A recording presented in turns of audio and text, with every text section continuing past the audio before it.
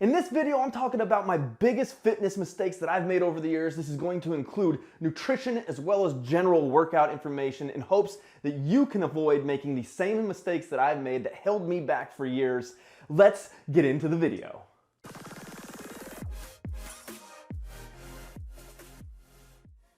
Mistake number one is thinking that I could put more effort into achieving my fitness goals and I would achieve them. I'm sure you guys have heard the saying that you can't outwork a bad diet, and I can tell you from personal experience, for years I tried to do just that and I failed. I spun my tires. Now, I did get into pretty good shape, but I was never started to achieve the goals that I actually wanted to because I wasn't feeding my body properly. So you need to learn how to feed your body. So what I suggest is people track their calories using an app like MyFitnessPal for at least a month or so to get an idea of how many calories you're putting in on a given day. A food scale will come in very handy in conjunction with MyFitnessPal because you have to know the weights of your food in order to understand how many calories you're putting in. Once you've tracked your calories for a while, now you're going to want to use a macro calculator like this one on bodybuilding.com. This is going to help you identify your maintenance calories for your body. Now this is a general number because it's a general calculator. This is just a starting point to kick off from. So you'll want to then eat at the maintenance level, see how your body responds after a couple weeks so you give it time for your body to adjust, and then you can make your adjustments up or down from there to dial in for your specific goals. So for example, for me, I was always a naturally pretty skinny kid growing up and I wanted to put on muscle.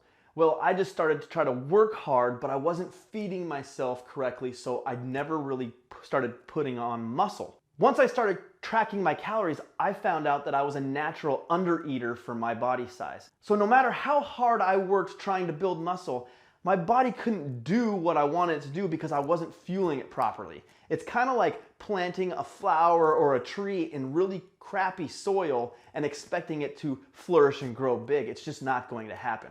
So you need to make sure that you're feeding your body appropriately for the goals that you're trying to reach. Then this process becomes a whole lot easier. Mistake number two was I was really good about focusing on form when I was lifting, but I didn't focus on muscle contraction and mind-muscle connection. Mind-muscle connection is very big, so you're going to naturally have better mind-muscle connections with specific muscle groups. Like for me, if I flex my tricep, I can flex that as hard as I can and I feel a burn and I feel the contraction like it's going to end up cramping on me, which is a good mind-muscle connection. I know how to flex that muscle good, so when I'm doing triceps, it's firing that muscle the hardest. I have a really weak chest contraction. So if I try to flex my chest, I don't get that same feeling. So I have to really focus much harder when I'm doing chest exercises, and I really slow things down and focus on, like one of the tips that I've read was trying to touch your bicep to your pec. And that's your main focus because the pec muscle draws the arm across the body. So my thoughts there versus just pushing up off the ground. So I was always very intent on form, but I was trying to use all different muscles in order to get as much weight up as possible, which left these muscle groups undeveloped to their full potential. So focus on that mind-muscle connection, slow your reps down, and really try to feel the burn in the particular muscle that you are working. Mistake number three is thinking that you need to do every exercise that is programmed in any workout that you're doing. Not all workouts are good for you specifically.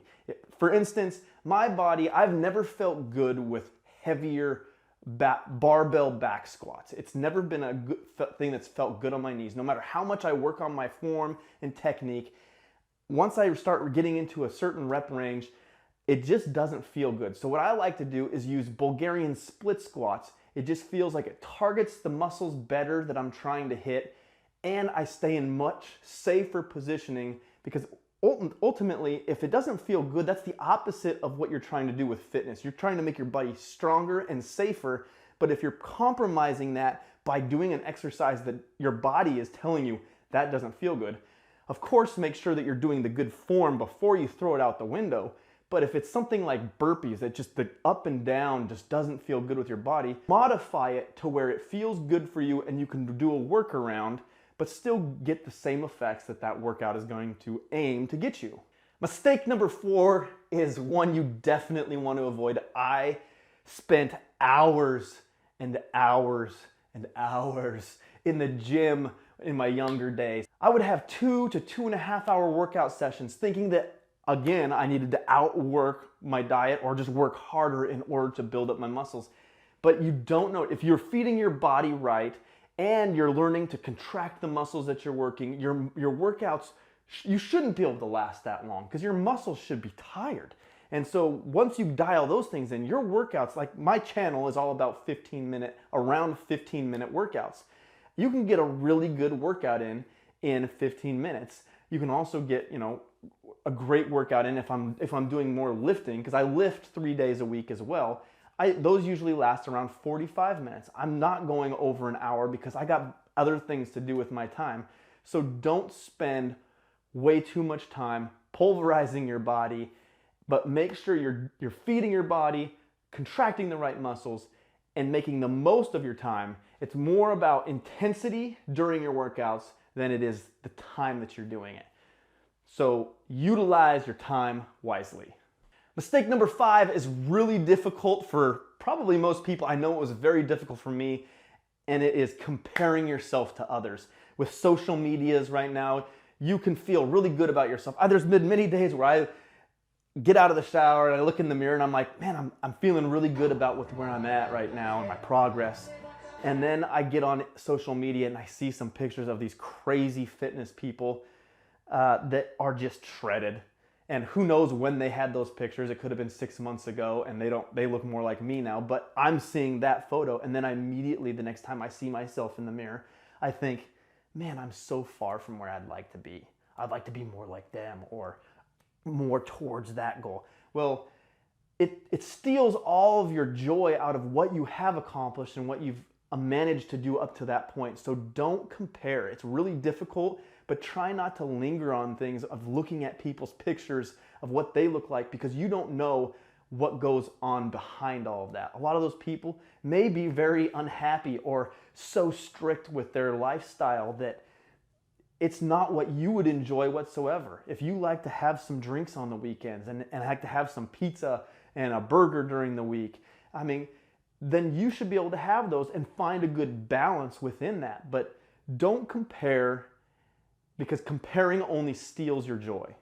So which of these mistakes are you making? Let me know down in the comments below. I hope you got some value out of this, and so you can avoid making some of these same mistakes so you can make faster progress towards your fitness goals. My channel is all about jump rope fitness. If you want workouts or tutorials, check these ones out right over here, and I will see you in the next video.